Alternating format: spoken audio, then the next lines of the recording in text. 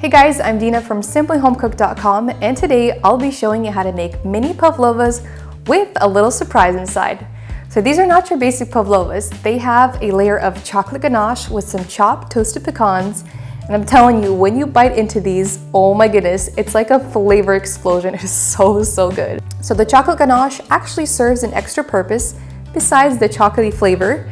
So when it stiffens, it becomes like a barrier, so the moisture from the whipped cream topping can't really get to the meringues as fast, and you can enjoy it for a longer period of time. Now, who wouldn't want that?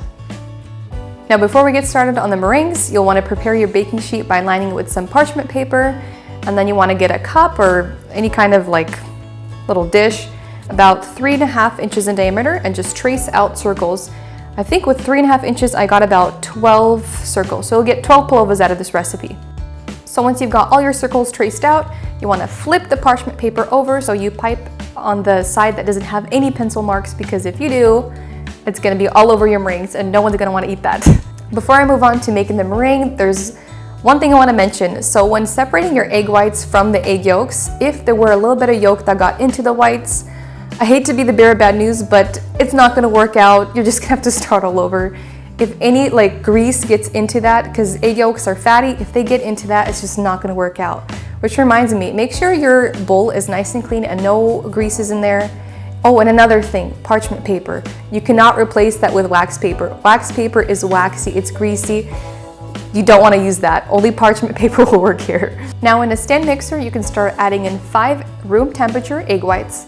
So let's say you forgot to take them out to bring them to room temperature. No biggie, you could just put the eggs into a large bowl, fill it with some hot water for about 10 to 15 minutes, and that should get them to a good temperature. All right, now that you have your egg whites into the bowl of your stand mixer, you can start adding 1/8 teaspoon of cream of tartar and a pinch of salt.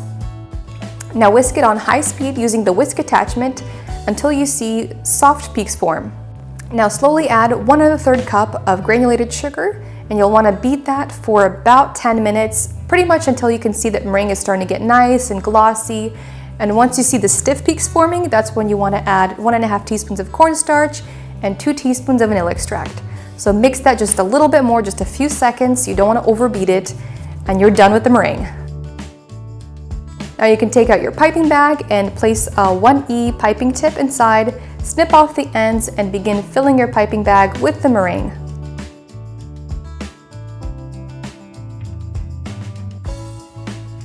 Now bring back that baking sheet you had prepared earlier and begin piping the meringue in a circular motion, starting from the center and working your way outwards.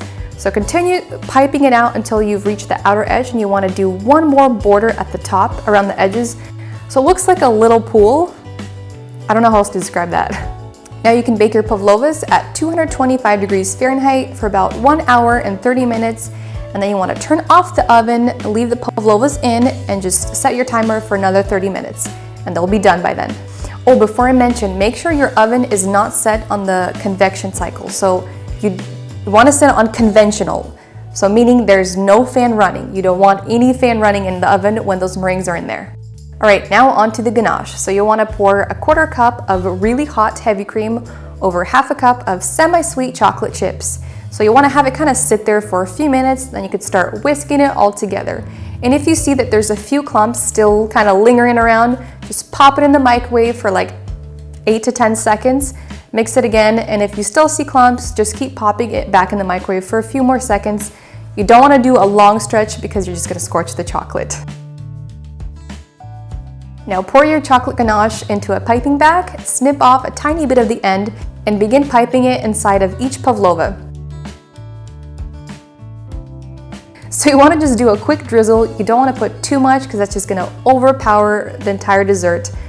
So just do a little bit, and then I like to just spread it all out with a little spatula.